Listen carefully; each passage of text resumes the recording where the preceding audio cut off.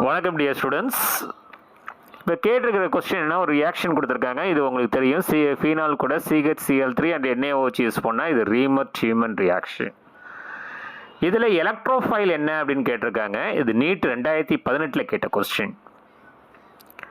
இப்போ இதில் எலக்ட்ரோஃபைல் வந்து என்னன்னா CCl2 சிக்கு பக்கத்தில் ஒரு ஜோடி எலக்ட்ரான். இப்போ இது வந்து டைக்ளோரோ கார்பீன் அப்படின்னு சொல்லலாம்.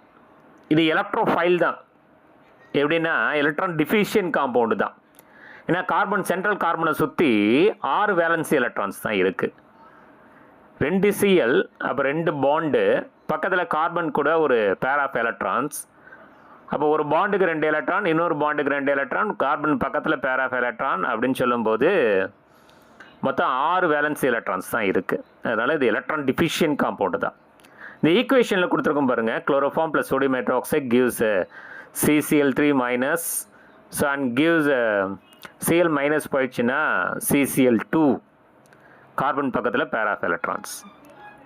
Central carbon has only 6 valency electrons. So dichloro carbon is electrophile. சரிங்களா?